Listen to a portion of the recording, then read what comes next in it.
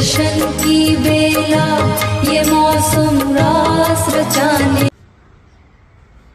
जब हम ओशो को पढ़ते हैं, ओशो को सुनते हैं, एक एक प्रवचन उनका बोला, एक एक वाक्य, एक एक शब्द अमृत का,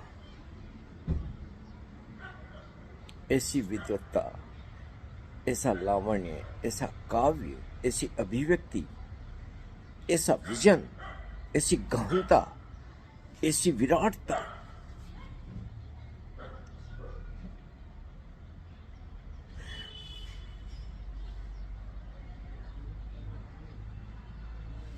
ओशो एक प्रवचन को आप रोज सुनिए, मैंने किया हुआ सालों तक, हर दिन आपको लगता है कि पहली बार सुन रहे हो। ऐसा लगता ही नहीं कि आपने पहले सुना है इसको। और फिर ओशो की वाणी,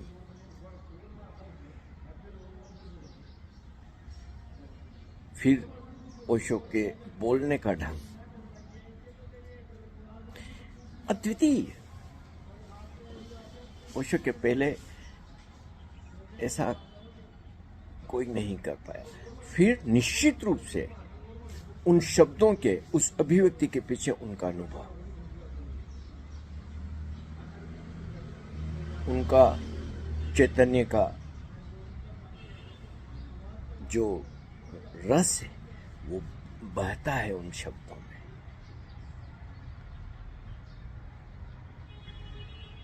एक तरफ ओशो है, और जब आप ओशो को देखो, उनका गरिमा देखो, उनका सौंदर्य देखो, उनका विराट स्वरूप देखो, आंखें पलकना भूल जाए, झपकना भूल जाए जब ओशो सामने आते थे। सौंदर्य किसे कहते हैं?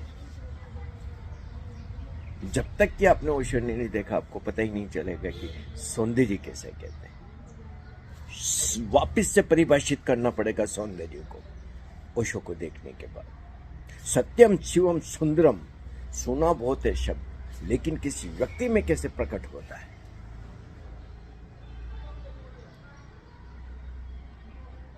ये हमने ओशो में देखा। और फिर ऐसे ऐसे कारगर और गहरे ध्यान प्रयोग बनाए, हर तल पर, शरीर, मन, आत्मा, भावनाएं, इमोशन, चेतन अचेतन तक, ऐसे कदम कदम पे वो वर्क करते हैं कि अगर आप एक प्रोसेस से गुजर जाते हैं तो वैसे ही नहीं रह सकते जैसे पहले थे।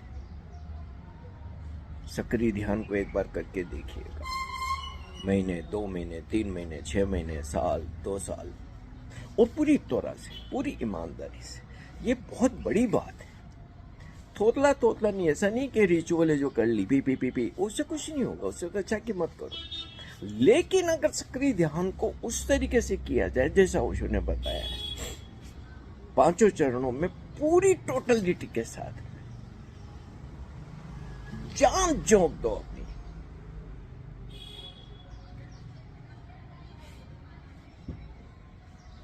अब पूरे अलग हो जाएंगे।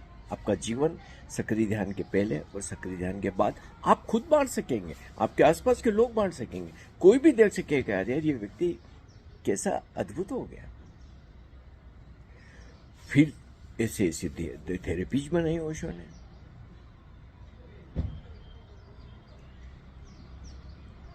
मिस्टिक रोज को अगर 3 सप्ताह का जो ये प्रयोग है, मैं कहता ना कि भाई कि गंगा में स्नान से कई जन्मों के पाप धुलते हैं, ये एक समुद्र की चेतना में जब आप डूबते हैं, नहाते हैं, तो कई तलों पे आपका जो ग्रंथियां हैं वो बाहर आती है, उनसे आप बाहर आते हो। 7 दिन तक 3 घंटे रोजाना अकारण हंसना है, और हंसी आ जाती है अगर ठीक से पहले सक्रिय ध्यान कर लिया, महीने, 2 महीने, साल, 2 साल। क्योंकि सक्रिय ध्यान भूमिका तैयार करता है साधना की। सक्रिय ध्यान के बिना साधना की कोई भूमिका बनती ही नहीं। और उसके बाद अगर आप मिस्टिक ग्रोथ में जाते हैं और फिर 7 दिन रोना, ये गहरे इमोशंस है। ऐसा हंसना निकलता है कि, और कितनी लेयर अपॉन लेयर्स, हंसने की कितनी परतें है।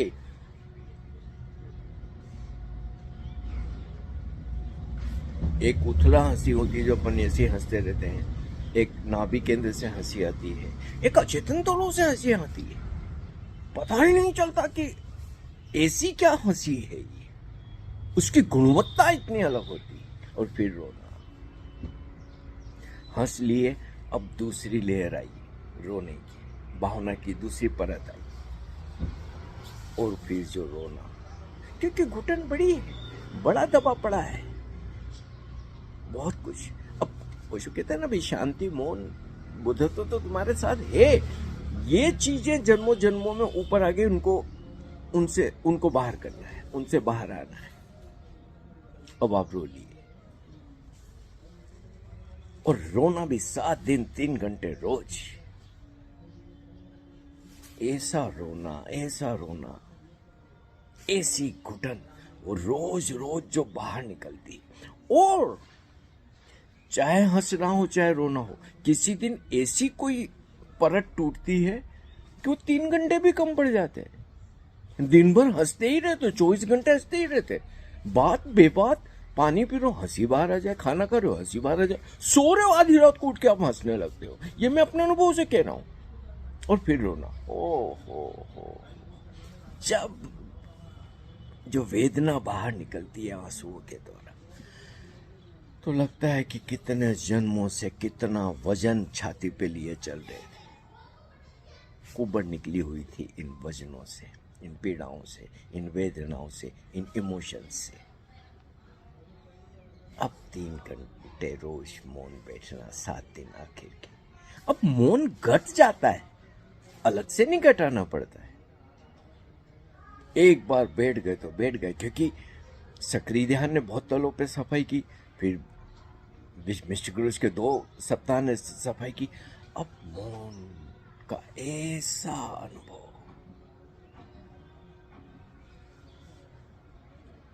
तो ऐसे ऐसे प्रयोग ओशो ने बनाए। नो माइंड, 1 घंटा जिब्रिश, और जिब्रिश में लगा दो अपनी जान, और फिर 1 घंटा मौन, फिर समोन।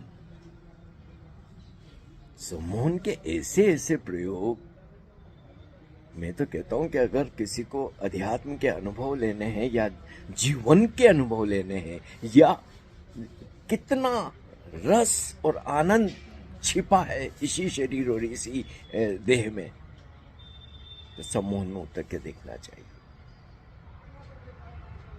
क्योंकि समोहन में आपके अचेतन तलों पे काम होता है। कई जन्मों में जो कई तरीके के शौक लगे पड़े हैं, कई तरीके के जो अनुभव पड़े हुए हैं घातक, समोहन उस जगह जाके उनको अनबाइंड करता है। और ये मैं अपने अनुभव से कह रहा हूं।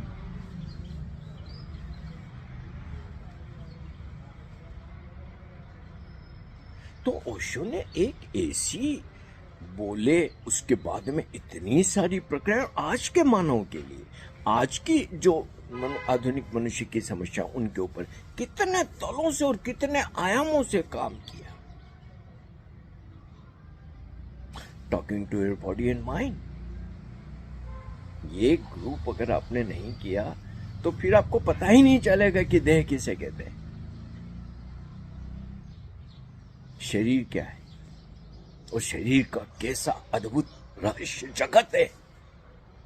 24 घंटे जन्म से लेकर मृत्यु तक इस शरीर के साथ रहते हैं, और इसकी मिस्ट्री को हम कभी देख भी नहीं पाते, समझ भी नहीं पाते, अब से भी हमें पता नहीं। और क्या वो शो उस पे बोलते हो, और फिर वो जो talking to your body mind का जो समूह का प्रक्रिया चलती है, ये प्रयोग करने के बाद कई महीनों तक आपके ऊपर कहीं कहीं अनुभव आते रहते, असर होते रहते, क्योंकि देह का तो हमने कभी सम्मान ही नहीं किया, देह को तो हमने कभी स्वीकारा ही नहीं, देह को तो कभी हमने वो दिव्यता दी ही नहीं। तो हमें पता चलता है कि बाप रे, कैसा रहस्य का पुंज हमारे साथ हर समय, आंखें, कान, नाक, बोलना, देखना, और इतना विराट जगत, और ये देह में छिपे, और ओशो जो उसके ऊपर बोलते हैं, और जो सम्मोहन का फर्क होता है।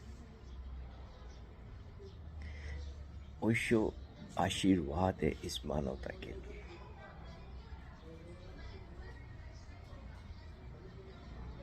ये सौभाग्यों का सौभाग्य हम लोगों का कि हमारे युग में ओशो हुए।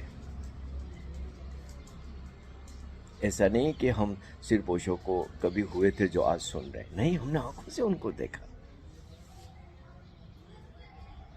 इस सु अवसर को, इस महान अवसर को जितना ज्यादा हम सदुपयोग कर सके, बाकी तो चीजों को खोने में देर नहीं लगती। पता नहीं किन किन चीजों में इवन ओशो के नाम से भी ऐसी ऐसी बेवकूफियां, भूहड़ताएं चलती होती है। अब वो खुद का भी नुकसान कर रहे हैं और दूसरों का भी नुकसान कर रहे हैं। ये देवदत्त, ये लठ भारती, ये जबलाधारी, ये मालाधारी, और पता नहीं कौन कौन क्या क्या बातें बोल रही। मैं कभी कभी चैनल्स पे किसी को सुन लेता हूँ, भले ही थोड़ी देर सुनता हूँ, लेकिन सिर पीट लेता हूँ मैं, यार कि तुम क्या कर रहे हो रे यार, ये ओशो के साथ में क्या तमाशा बना के रख दिया यार। कहाँ ओशो जैसा अद्वितीय संबुद्ध और कहाँ ही। तो ये बेहद जरूरी है कि अस्तित्व ने जो हमें ओशो के रूप में अत्यंत मूल्यवान उपहार दिया, उसका हम मोल जाने और सदुपयोग करें। बाकी तो जीवन सरकता चला जाता है, समय निकलता चला जाता है, और इतने बड़े अवसर के बावजूद अगर हम चूक जाते हैं तो ये चूकना बहुत महंगा पड़ जाएगा, क्योंकि फिर ओशो नहीं आएंगे, फिर ओशो नहीं आएंगे, और ये अवसर नहीं आएगा।